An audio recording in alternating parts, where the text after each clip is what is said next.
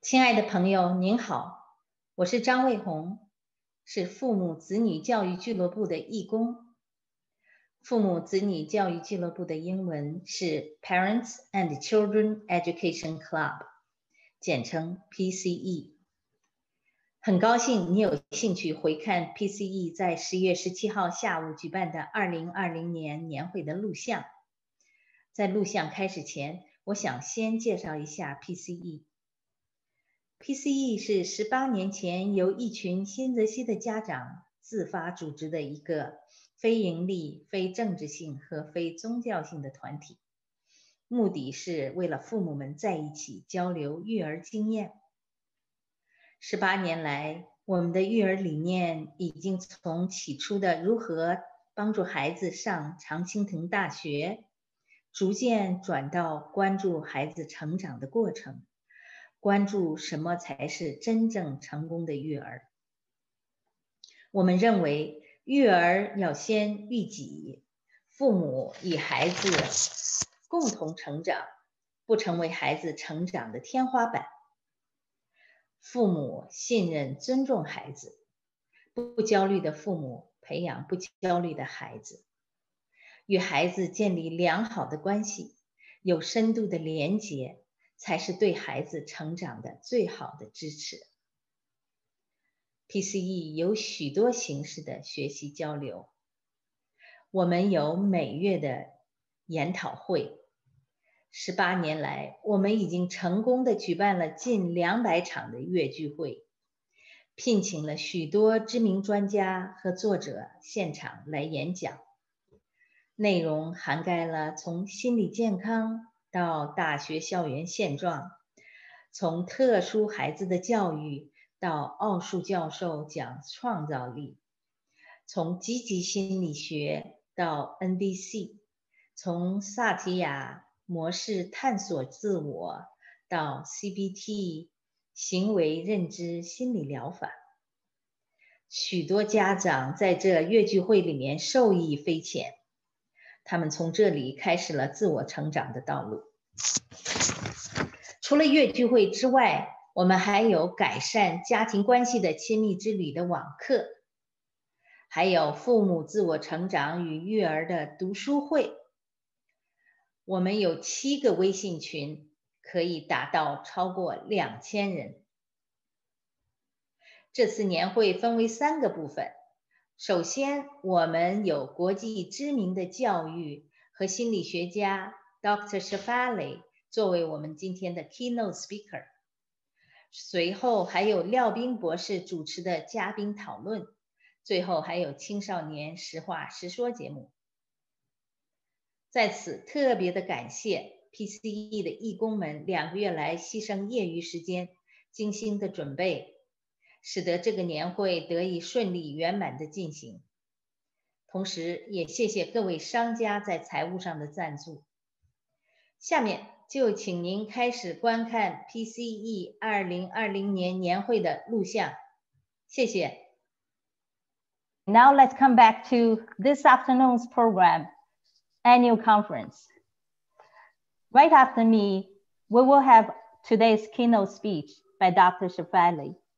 And then I will give a more detailed introduction on PCE, and I will also introduce this year's new president of PCE. And right after that, we will have a great panel discussion with doctors, psychologists, and psychiatrists, moderated by Dr. Liao Bing. And the last but not the least, we have our traditional and popular young people fishbowl. This time, we invited college students instead of middle school and high school like previous years. The reason is that at this college age, our children has formed their own opinion, and now they are more articulate. And they have a lot to say to the parents. And this is a platform we can communicate. I'm really excited and looking forward to what they have to say to parents. And now I'm turning it over to Angela, who will introduce our keynote speaker. Angela, it's yours. Thank you, Wei Hong. Yeah, good afternoon, and great to see many of you online. Dr. Shefali is a world-renowned psychologist and international speaker. She's also a New York Times best-selling author of Conscious Parenting. She has been on Oprah Winfrey show twice, and Oprah called her favorite parenting expert. I have watched close to a dozen of seminars she gave on YouTube, and I found very connected to her messages as well as our PCE mission. So we're really thrilled to have her as our keynote speaker today. Given the time's precious, I'm passing the mic to Dr. Shefali. Welcome.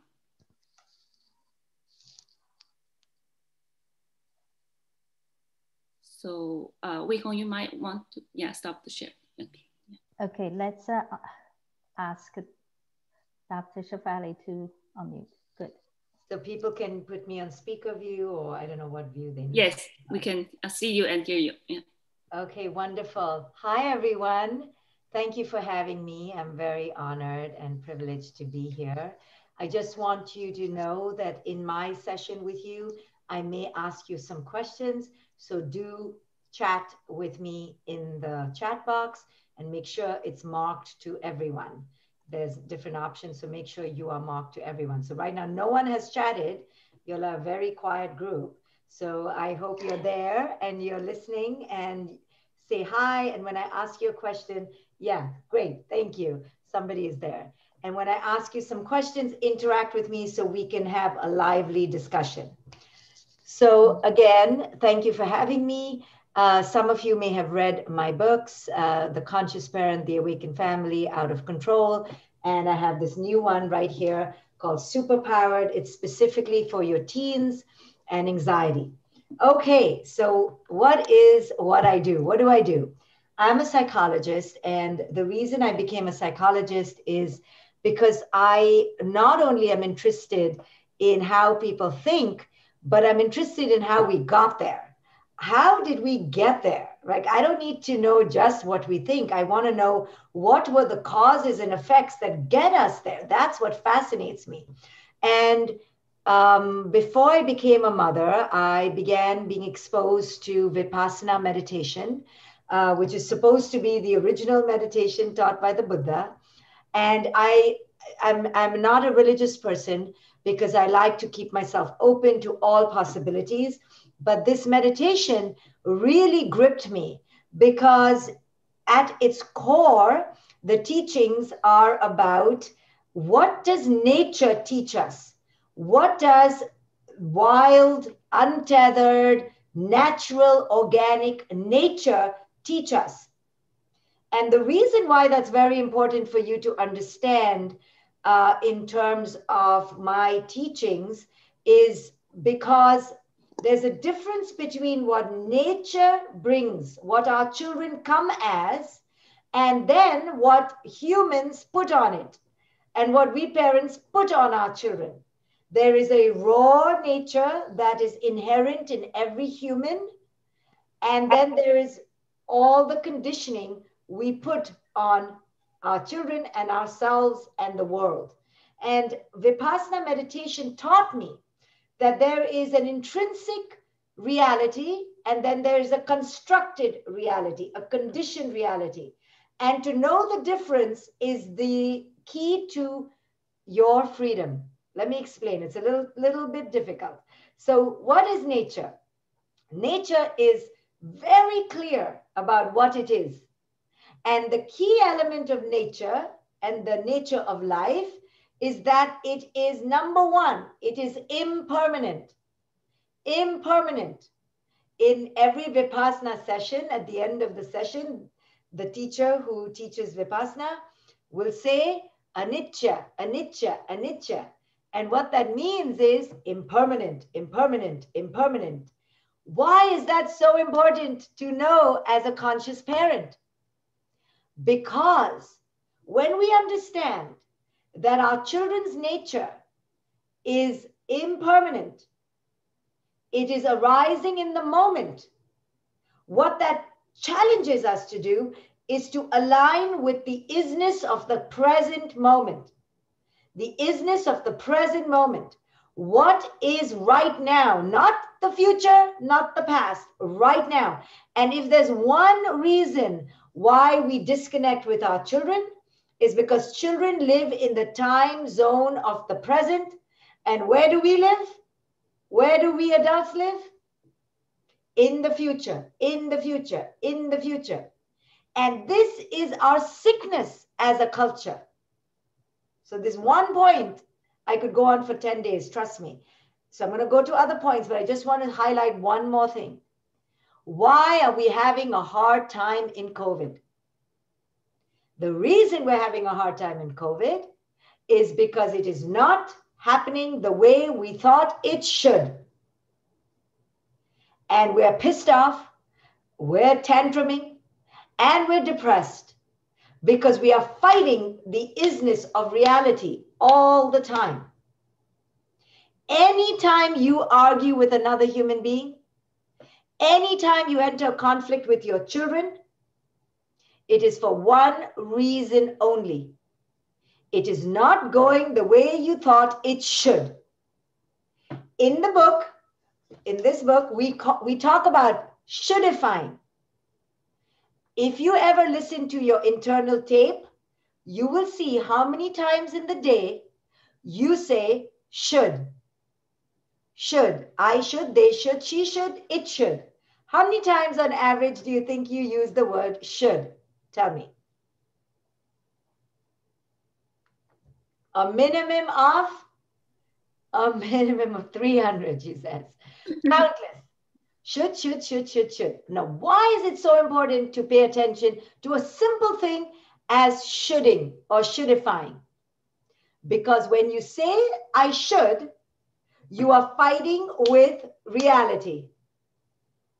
And the minute you fight with the isness of reality, you are now not in the present, you're in the future or the past or in your own head. So impermanence, so huge, this teaching. Another thing nature is that it is interconnected. Cause and effect, right? You cannot talk about the acorn tree without talking about the bees and the worms and the bacteria and the animals that live on the tree. One tree is the same. Yes, so somebody asked, must is the same as should. Yes, but I guess it's mustifying or musting is the same. So any sort of injunction that we place on reality is crazy. So the next thing nature is that it's interconnected. There's a cause and effect, a cause and effect, and a cause and effect. Why is this so important to understand with children? Because you are part of the cause and effect. And we act as if our children are just the effect of our cause. Like they just are, and we just reacted because we're so simple, we're so innocent, and we just react to our children. We always think it's our children's fault when we lose our temper, don't we? Because we don't believe in cause and effect. The minute I learned about cause and effect in meditation, I realized, oh, I cannot act as if there's no cause and effect here. I'm a big part of this. And these two concepts led me to develop conscious parenting in a nutshell. I became aware when I became a mom, how I was reacting like a crazy woman. Almost every day, I was having tantrums, I was upset, I was angry because my daughter wasn't who I thought she should be. I had a very clear idea of how things should be. And the minute that she defied it, she and I were clashing and I was trying to put her down. Does it sound familiar to you? Now, people who come from cultures like yours and mine in particular are full of tradition, full of should. We were raised very much with the adage, children are to be seen, not heard. Children are to be obedient. Children are to respect their elders. We grew up in a very hierarchical culture. On a scale from 1 to 10, give me a number as to how you grew up. Was it hierarchical and dogmatic and clear? Give me a number close to 10. And if it was easy, loosey-goosey, chilling, relax, give me a low number. What number do you think you were raised in? Hierarchical and rigid and linear is high, close to 10. Nobody's giving me a 10, but if you gave me a 9, I know that's a 10. You just don't want to say 10. I know. You're just like, Hong said 10. There, now you all saying 10. I know. 9 is 10, okay? So just give a 10. What's the difference between 9 and 10? Okay, so Peng is 3. We have to go and interview Peng's parents because they must have been smoking something. Peng, your parents were 3? Were they hippies? Were they in the wrong place, wrong time? Come on, Peng, tell us, why do you think your parents, out of all of us, what made you so special? You got the easy parents.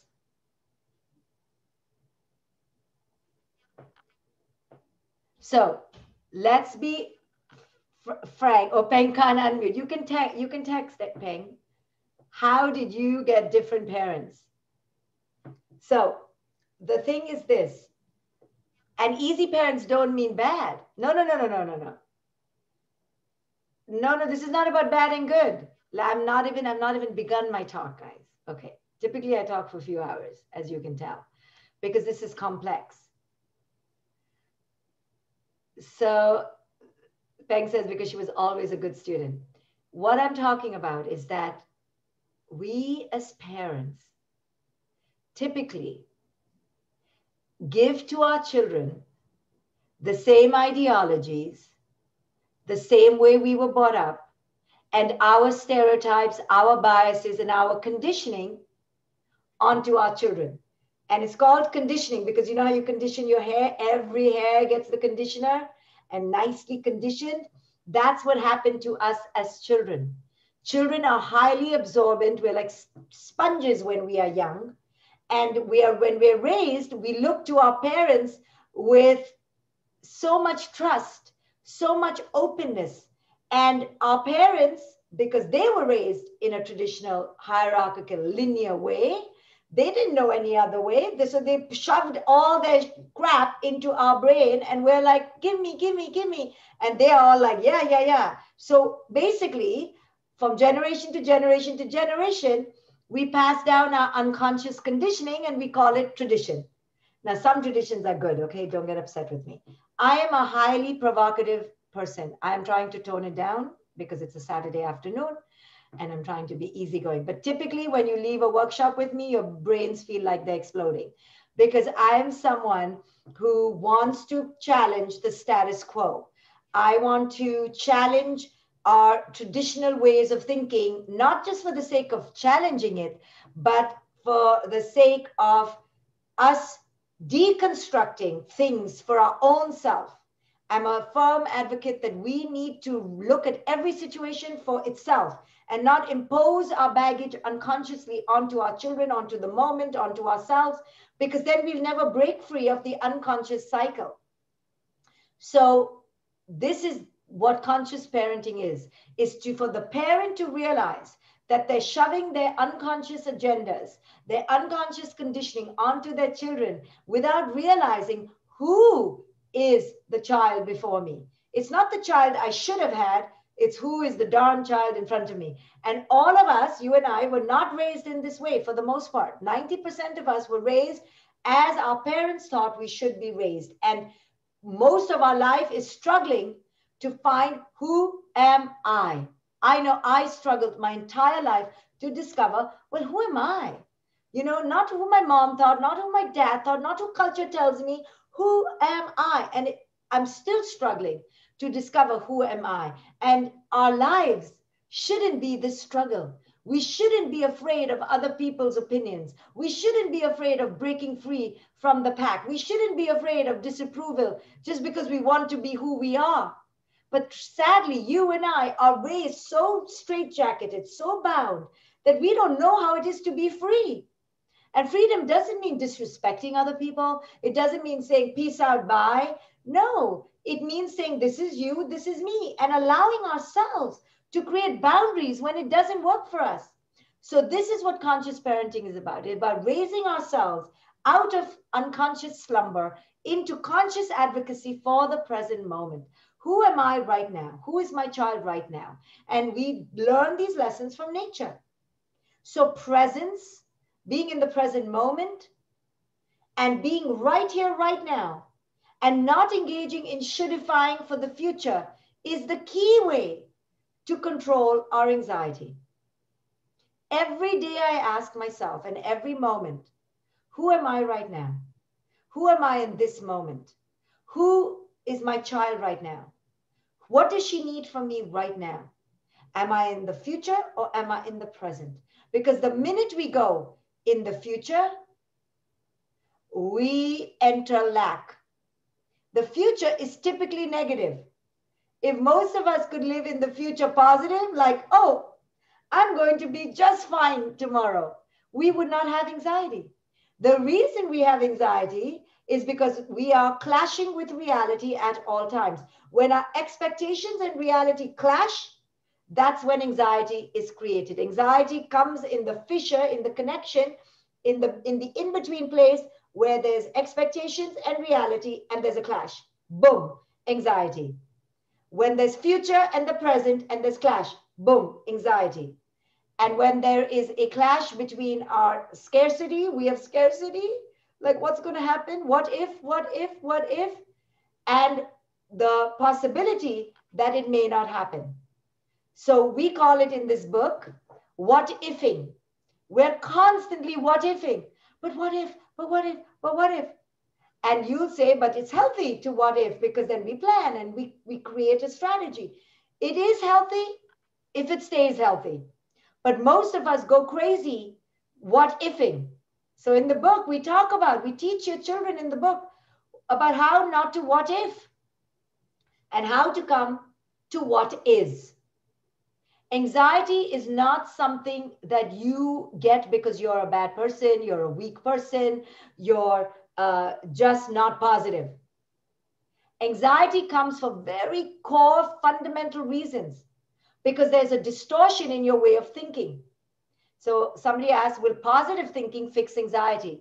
Well, you can say to yourself, I'm going to be okay. I'm going to be okay. I'm going to be okay. Life is good. Life is good. Life is good. It will help, but not if you truly don't understand what is the fallacy, the falsity, the delusion of trying to control the future. If you don't understand it on a deep level, you can keep saying, I'm going to be positive. I'm going to be positive, but it won't last. The reason I don't think of the future is not because I'm trying to be positive. The reason I don't think of the future is because I know it is a delusion. The reason why I try to stay in the present is because it's the only way to live, not because I'm trying to be positive. It's not a strategy, it's wisdom. So positive thinking is good, but it cannot be fake. It needs to come truly out of an understanding of the illusion of trying to control our children, trying to control our husbands and wives, trying to control anything outside of us. So conscious parenting teaches the parent that all answers lie in you. It's all about you. If you're upset with your kid, it's about you. If you're losing your temper, it's because your childhood wounds have been reactivated. If you're wanting to control something in your life that cannot be controlled, it's coming from you. And what I did with the paradigm of conscious parenting is I turned the mirror back to the parent. And I said to the parent, don't raise your kid, raise yourself. And this is something that provokes parents because we all want to control our children. So somebody says, should we even plan anything for our future? Of course you can plan. We planned to be here today. I had to get ready. I had to tell everyone in my house to be quiet. It's great to plan, but it's really idiotic to plan without the awareness that all your plans could blow up. And that's why COVID is such an amazing teacher for the present moment. Because COVID showed us how delusional we were that we planned everything in our lives. COVID has shown us now we've become masters at going.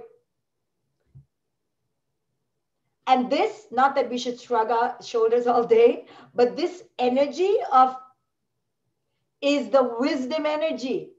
Rumi said, the more I know, the more I don't know. Every wise teacher says, we don't know. The more we know, we don't know. There is wisdom there. Why? Because we can never know only except what we have right here before us. Now plan, I always plan. I'm super planned. But I also wait for the moment. So I asked Wihong and Angela to call me 15, 20 minutes before because it's in my calendar, but who knows? COVID has shown us the most profound thing that none of us wanted to learn is that there is no future. Every wisdom teacher wants to teach us this, but we never understand it. What does it mean there is no future? There is no future. It's all in our imagination. And typically because we are in lack, we are like extra, going to war because in case something bad happens, no problem. But recognize that it's all coming from your head. Our capacity for human imagination is wild. And it's untethered and it's crazy and we believe it's real. Now think about it. Why do I say there is no future? Because the minute we come to, like today was in the future yesterday. Now we're here, it's already in the past. It's already done. What is the point of talking about it? The other day, my daughter got a low score on a test. And I was so triggered. I wanted to say all sorts of things. I told you so. I knew it. You should study. But then I said, it's already in the past. So me making her feel bad about something that's already in the past is no good. It's no point. Instead, I need to check in with how she is doing in the present moment. So I just said, how do you feel about it?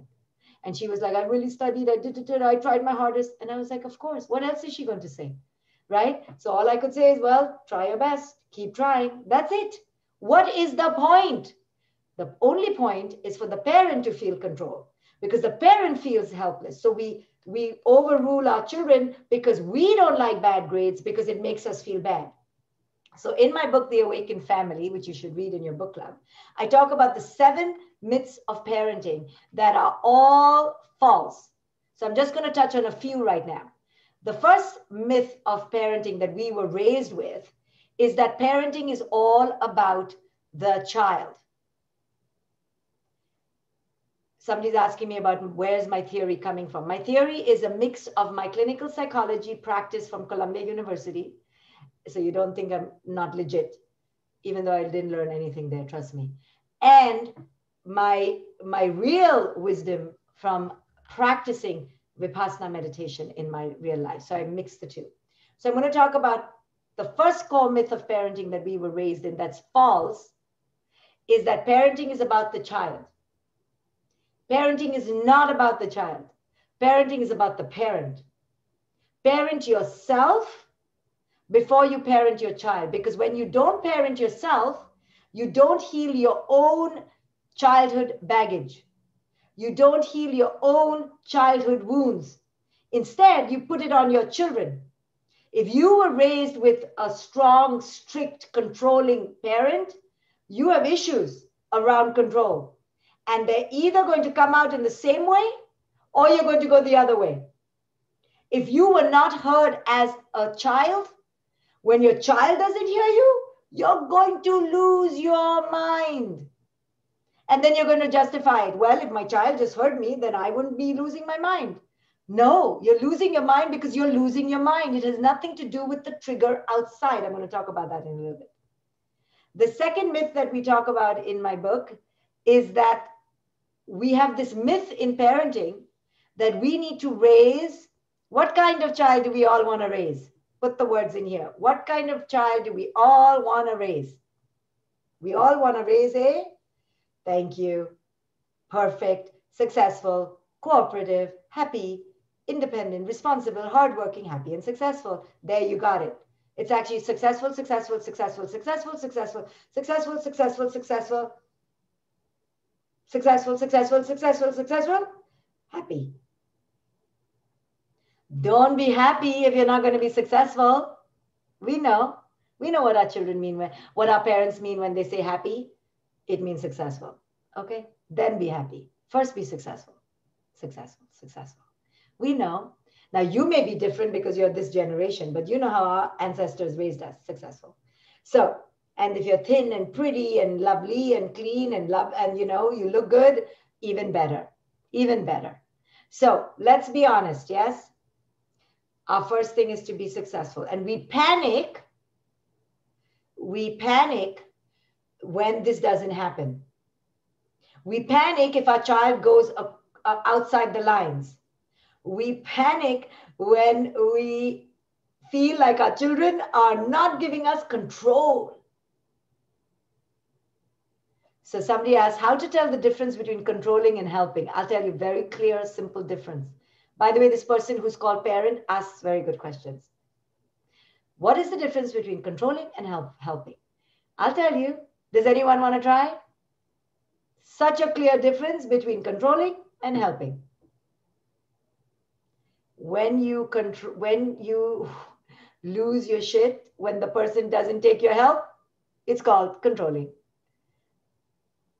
And then when you benefit also from it, controlling. Helping is you help and you assist, but you're not attached. But the minute you're attached, you're like, oh, it's not helpful. It's not helping and supportive. I want it to work out my way. That's why when you tell a friend, give me your advice, and then the friend gives the advice, but then they follow up on you if you follow the advice, now they're not helpful. They're controlling. You and I, as parents, most parents are not really helpful. We're really controlling. It's about our anxiety, our agenda, our standards of perfection. We take over the situation and we're like, I'm just being helpful. I just helped her. You just took over the whole project and your poor kid is like, so it's a big, big difference between being helpful and supportive. Helpful is saying, I'm here, I got you, ask me, and we only do what they ask. Controlling is when we go overboard. Now, does this mean that we don't tell our children, hey, you need a math tutor? Or, hey, you need to go clean your room? Of course we do. But when does the needle go from supportive and ushering and guiding to you're becoming a crazy lunatic and your kid is scared of you? So my daughter has a friend who lies to her parents about everything. And I always say, why am I being treated differently than her parents? Why are all the parties happening in my house? Why is everyone in my house all the time? And my daughter is like, Mom, because you don't say anything. I go, well, lucky that parent who says things because nobody's going there and our house is clean. Like, why is my house messy all the time? So I have to then ask myself, well, do I want connection? And do I want my kid to tell me everything? Sometimes I wish I didn't want connection because actually I really like a clean house. And I'd rather be in my bubble where I think my kid is perfect. But instead, no, I want connection. So now I get to hear all the things that my kid wants to do and we did do last night. And it's giving me gray hair, but she's connected. So it's a balance. You have to ask yourself what you want. Listen, if I had to do it all over again, I may actually say F connection, I want control. Right? So you have to always ask, do I want control or do I want connection? Because the two go against each other most of the time. You can control your kid, get angry with your kid, shame your kid is terrified of you, but you've lost connection. You can connect to your kid, but your kid is vomiting all this stuff to you and is feeling safe to express all their feelings. And you're like, what? Now I have to handle this, right? So there's a price to pay for everything. You have to decide as an individual how you want to go. For me, individual rights are more important than my rights. Connecting with my kid is more important than me and my agenda. Me understanding my kid is much more important than me wielding power. So let's talk about the myth of my kid needs to be successful and happy. What is success? I can guarantee you there's not been one study where they've done a consensus that everybody agrees what is success. Now you and I know what it means. We mean be wealthy. You may not admit it, but you know it means that. Please be rich. Please just be rich. Do not be a beggar on the street. Do not be a loser, right? We know that that's what it means, but we'll pretend that success means, oh, I want my kid to do whatever my kid wants to do. You know, it doesn't mean that, because your kid is like, Mom, I discovered what I want to do. I want to go and volunteer in India. And okay, how will you earn a living? Oh, it's for pro bono and I'll only get paid when I get paid. You will lose your mind. You'll be like, you're not going to India to do some volunteer job. You're going to stay here and get a real job because life is difficult. And then the kid will be like, but I thought you told me life was beautiful. You're like, no, it's difficult. Life is suffering. Life is tough. And the kid is like, okay, life sounds miserable. And you're like, yeah, but then it gets really good when you're rich. So I'm just here to poke at the hypocrisy and hypocritical ways we talk. So success means one thing only, money. So when we talk about success in that way, just be aware that we now are teaching our children to think very linearly, to think very narrowly. So if they are not that successful type, they are going to feel lesser than in themselves. Just like we women know that we've been raised with an idea of beauty. It's a white standard of beauty, simple. And we know that if we were given that conditioning, every time we look at a bulletin board, every time we look at a magazine, we want to look like that. And because we don't look like that, it creates an internal conflict and we feel lesser than. Similarly with our children, when you tell them that there's only one way to be successful, when they don't need that, there's an anxiety inside them. Then we're like, why are you anxious? I'm anxious because there's only one way to be in this world. Skinny, white standard of beauty, or whatever standard of beauty, and rich. So if I'm not that, I'm screwed. You're asking me why I'm anxious, right? The reason we wrote this book is because publishers came to us to say, please, children, 1 in 5 children are being diagnosed with an anxiety disorder. This was pre-pandemic. Why? Because children feel like they can't meet the expectations of culture. Simple. There's only one reason you and I are upset in life besides death, is because, I'm not talking about our health or death. Other reasons why we get upset is because we feel not good enough. And this feeling of not good enough creates deep anxiety. And then we blame the anxiety. We want the anxiety to go away. The anxiety is not going to go away as long as we have this internal dilemma between expectations and reality. And we don't accept who it is we are. And we teach our children to not accept who it is they are. And because of this, the cycle of shame continues on. And we're all not feeling good and we're all popping pills and we're all pretending to be someone we're not, just to fit in. You know, you do it. 100% you do it. And cultures like us, which are tight and close-knit and gossip. Everyone's talking, everyone knows, you know, it's really constricting. You're like, I better fit in now. And everyone's trying to outdo the other one, bigger house, bigger mansion, bigger, fleet of cars, You know, I live in a neighborhood which is affluent. Oh my goodness. The houses are like I am rich. I have arrived. Do you see how many cars I have? Oh my goodness, like really? So when there is a very narrow definition of success, we create anxiety. Simple. We're all anxious because we're not rich enough. We're not pretty enough. We're not this enough. We're not that enough. So this not good enoughness creates anxiety. And then we wonder why we're anxious. The second myth, the third now. So it was parenting is about the parent, not the child. Parenting is not about success. What is success? Number 3, our children should be happy. Really? Really? Are you happy all the time? What is happiness? Right? Happiness is non-pain. Please don't be unhappy. It is an insane thing to ask of anyone. And when we as parents have this idea that our children should be happy, it creates more tension. Right? Why should they be happy? Life is really what we've done. And especially today, and if you live in America, I don't know, it's sorry, there's no other way to talk about it, but really it's a shit show. So let's be happy, okay? We're all in the middle of a pandemic. Let's be happy. No, I don't want to be happy. I want to say this is a shit show. Now I'm happy because I said it's a shit show. You understand? The acknowledgement of the isness is the acknowledgement of the isness. I'm not going to pretend. But we teach our children to pretend. And the minute our children are unhappy, we're like, oh, I'm a bad parent. I have to do more, you know, and we try to fix it and control, and we micromanage and we helicopter, and we go crazy. COVID has shown us there is no control. There's no future, there's no control. And it is what it is. And it is only when we acknowledge our feelings, all our feelings, that we're actually the most joyful. In this book, we teach your children, I mean, I'm not selling this book, but it's really written.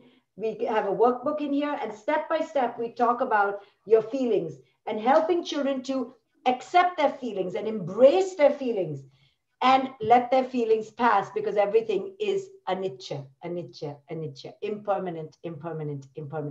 But to only like happy feelings and ignore sad feelings, you know, you were raised in a house maybe that feelings were not allowed. So you had to wear a mask. You had to be happy all the time.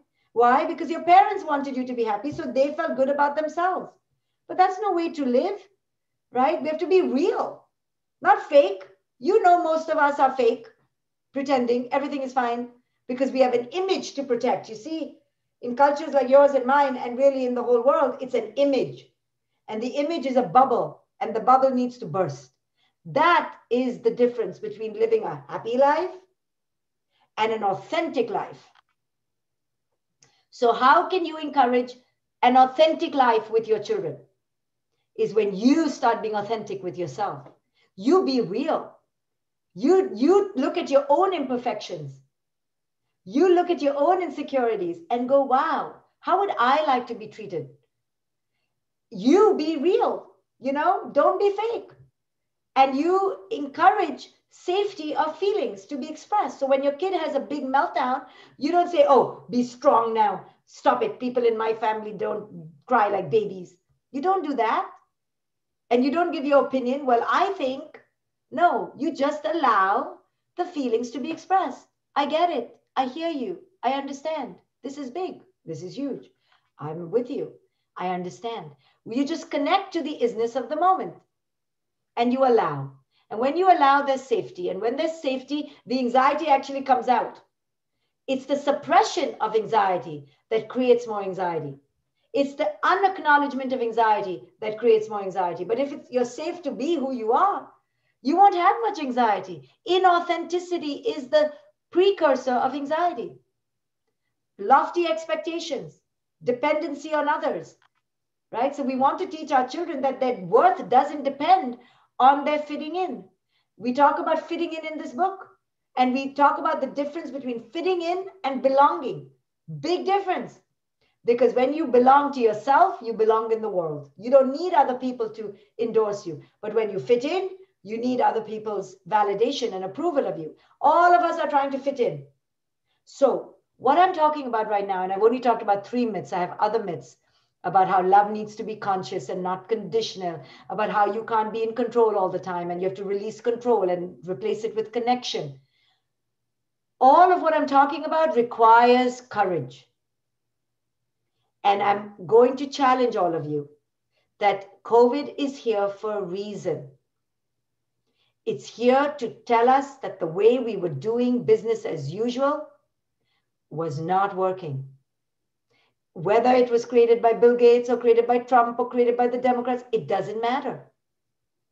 Whatever is happening right now is really a portal, a birthing canal, an invitation for you and I to stop, because we've had to stop, and reevaluate how we've been doing life.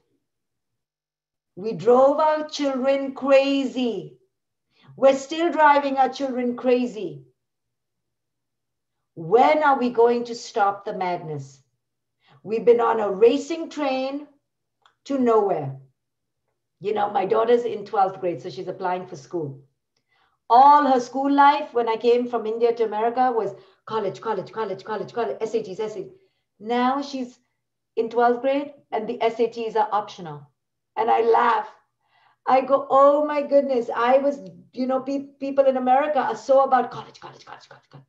And look, all our kids are home now. They aren't even going to college. What this is doing to us is making us re-examine all the principles with which we created our life.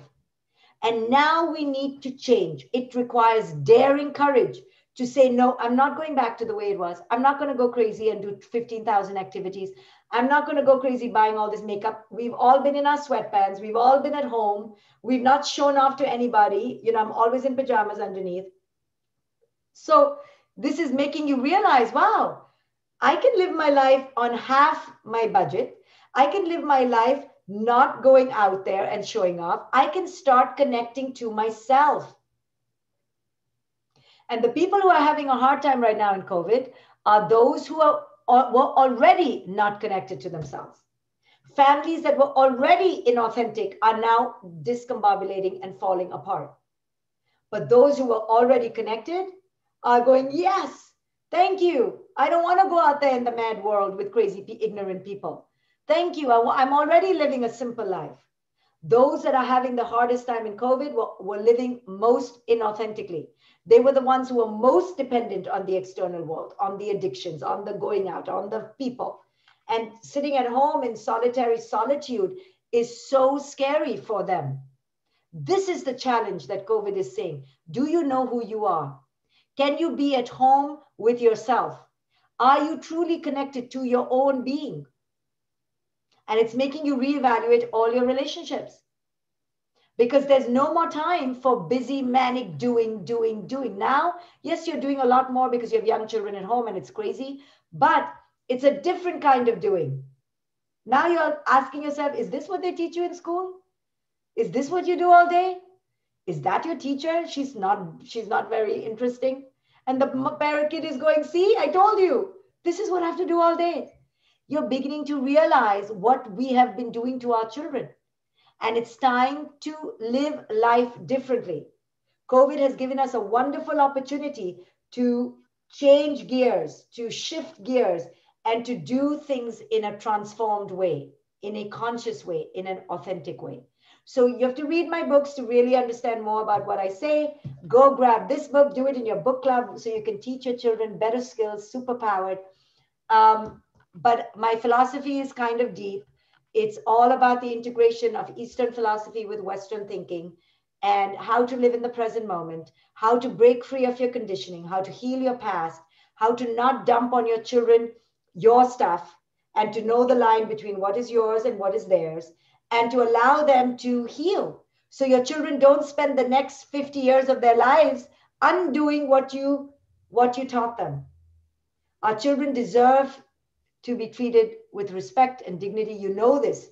It's one thing to know it, but it's another thing to implement it day by day when they're driving you crazy. So this is how to live an authentic life, how to live a conscious life. It means going against tradition, going against the matrix sometimes. It's disconnecting from the we mindset, you know, which is mostly, you know, everybody does things the same way. This is how we do it. Okay, but I want to have choice and I want to be authentic to who I am. And this is what we want to teach our children. So thank you for listening to me. Do read my books. There are lots of talks on my website and join my community on Facebook. I have a coaching institute where I train people. If they love this work and they want to work with their communities, you can join my coaching institute and get a license, you know, a certification. And that's online and it's twice a year. And you can learn all about it if you sign up for my newsletter. So I'm open to listening to some questions and taking some of your inquiry. Yeah, so folks, please send your questions via the chat box. And excellent talk, Dr. Shefali. And let me ask the first question as we're collecting more. So I totally agree that authenticity is the key to parenting. And I think on your talk, you talk about the authentic self. And also there's this ego self that comes from our family origin and the upbringing. So how do you distinguish one from the other? Okay, beautiful question. Thank you. So this is a little deeper. So it's a little bit psychological. So I'm going to explain to you. When we grow up, we come with our blueprint, our emotional blueprint, and a raw, natural state of who we are. Most of us are, you know, some are loud, outspoken, some are quiet, So this nature of ours is our right. But sadly, because we meet our parents who are very unconscious and they're blinded by their own delusions and conditioning, those parents try to carve and mold us as if we're their puppets. And they tell us, so if we're loud and outgoing people, like children, they'll say, shh, shh, shh, shh, shh. And we children, because we want their love, we begin to change who we are and develop a fake persona. That is called the ego. Some become comedians, some become yes girls, yes boys, pleasers, stoic. I won't show my feelings because it was not getting us the love we so desperately wanted. So because we don't get the love we so desperately want, we create a fake self. And that fake self protects those hurt feelings as a child. But as we grow older, it becomes a barrier. And consciousness, awakening, is the release of the ego self and return to the authentic self. Thank you so much. So one question from the chat box. Can you please talk about how to encourage kids to speak up their feeling at home, or the parents? Well, children and us are very smart. We know when to lie. Why do we lie? We lie because it's not safe to tell the truth. It's very easy to call the liar a liar, but it's even more honest to ask ourselves, how did I help co-create this person to be a liar? Did I make it safe for the child? Whenever my daughter has lied, I've blamed myself. I go, of course she's going to lie. She's terrified of me. I'm a monstrous witch when I'm angry. Why should she not be? So I used to always apologize when she lied, because I said, you are lying because of my limitation, because I've made it so unsafe for you that you feel you have to lie. I get it. I would lie too. So we don't want to see this part of us because we're not honest with ourselves. So we just like to, don't lie. Lying is bad. And we are so like a priest and in the church, we love to play God in our families, the queen and the king. And we do to them what was done to us, and we were yelled at when we lied because we were raised by traditional parents. So we're waiting to act all sanctimonious and righteous. And it is so bad because it's so shaming to our children. And I always tell parents, what do you want your kid to do? Your kid's not an idiot. Your kid wants to be safe. Of course, they're going to lie. So that's about lying. But all feelings, how do you express feelings is because you have to allow. We all say we want our kid to express their feelings with us, but the minute the feeling is not something we like or is making us feel like we're not good parents, we put an end to it. Oh, stop it. Oh, you're so ungrateful. You should go live in Africa. Or, you're crying all the time. So the kid is like, okay, I'm going to learn. I don't want to be criticized. So I'm going to stop. We do it to each other, right? We're judging our children and other people constantly. So people are smart. They learn, okay, I'll just pretend I don't have the feelings. So we develop that ego again. Thank you. Another question can you say a little bit more about how to stay conscious when parenting? I know you taught people to do meditation, and yes, maybe there are other things. So meditation is the only way. And just know I teach meditation for free on a Facebook page. It's called getsuperpowered.com. I teach free meditation there. There's over 160 meditations for free.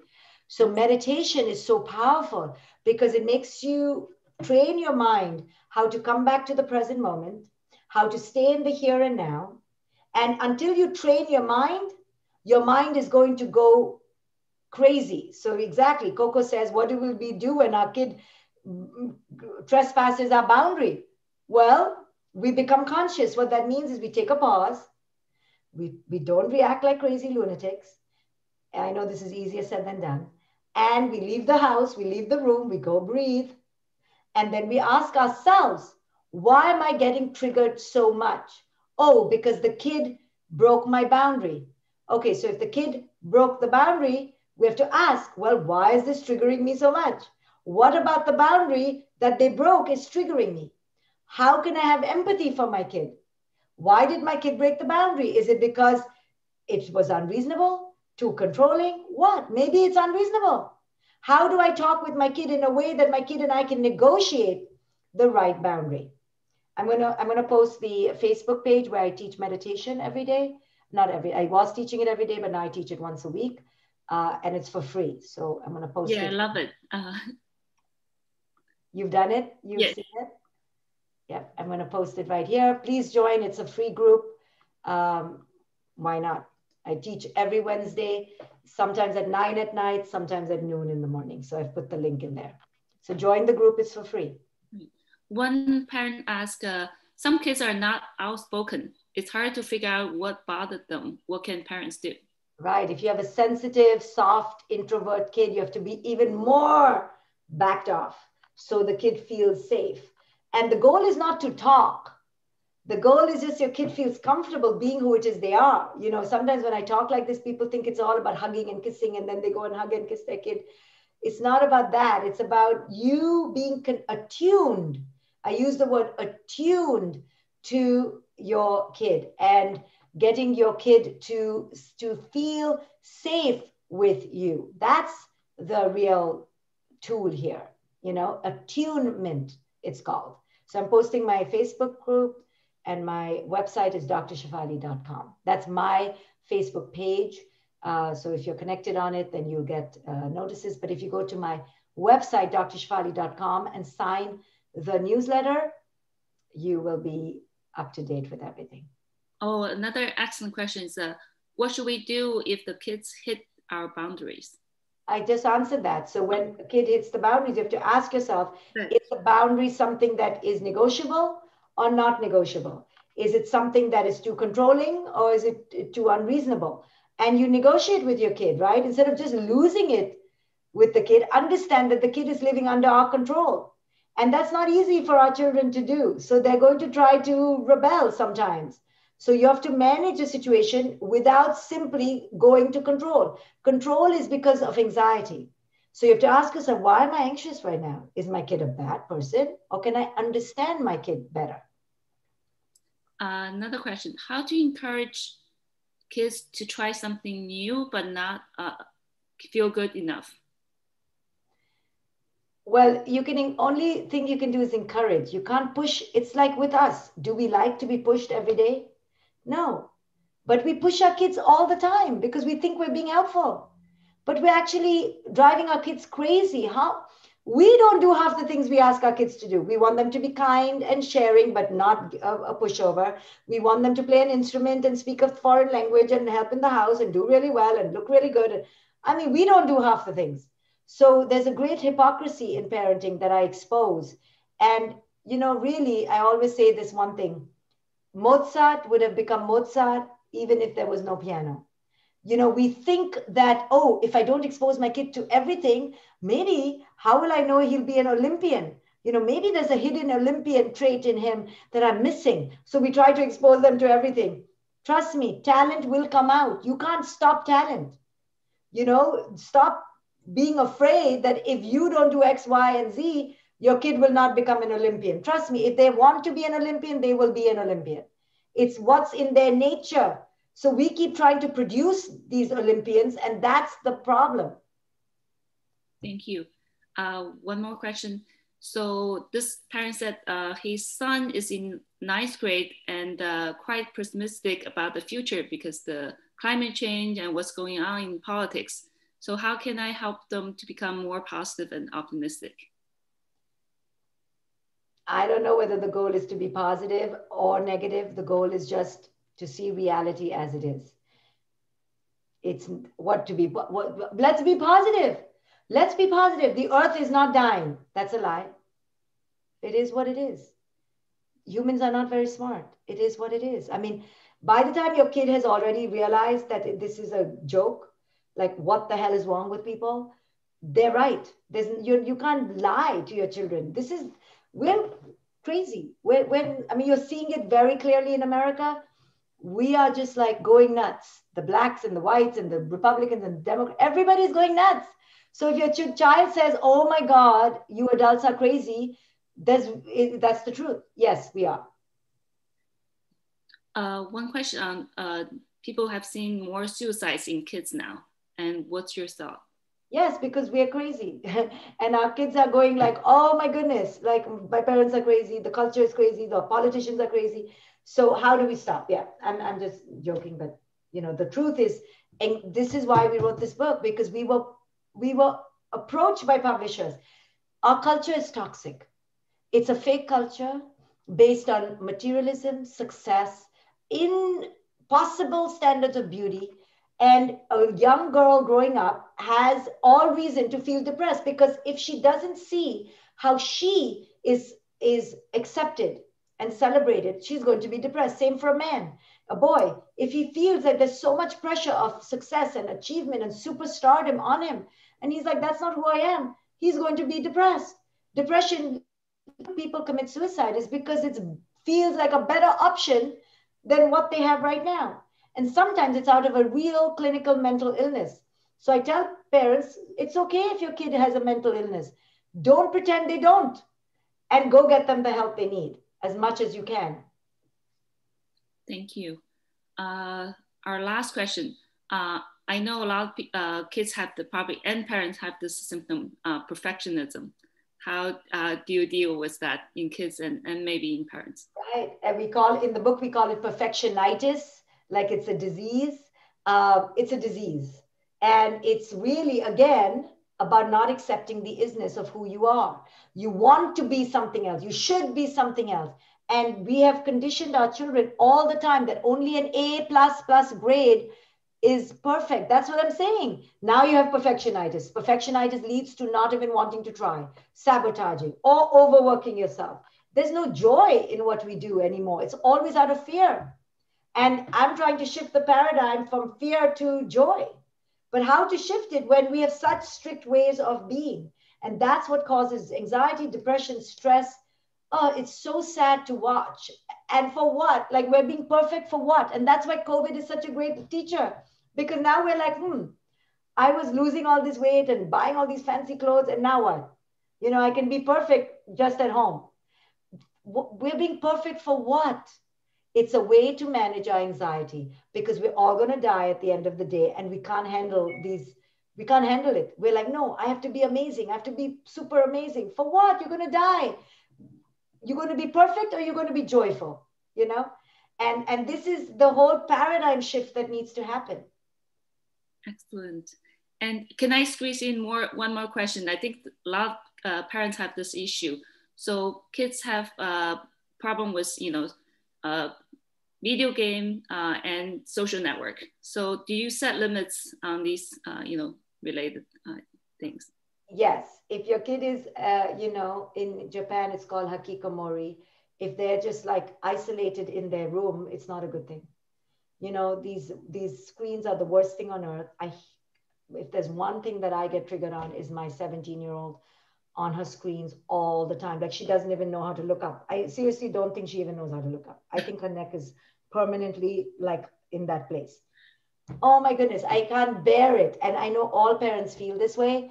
And it's such, I so regret the day that this came out and I gave it to my kid. I didn't know it was a grenade. I didn't know it was a AK-47. I didn't know what I was doing. I was giving a drug. But I now help other parents to eliminate. And, with boys and video games, it's a big issue. It creates a desensitization of violence. It creates impulse control issues. All I can say is try your best. Maybe you Chinese parents can do it better than me, but do it. This is where you should use your power and control. The one area is in screen time, because it is so toxic for the children. It is. Yeah. So we'll pick the battle. Thank you so much. Really. Thank you all for having me here. I'm sorry it was just a short lecture. There's so much to talk about. I hope you do it in your groups, and come to my free groups, and hope to see you all again. Thank you for having me.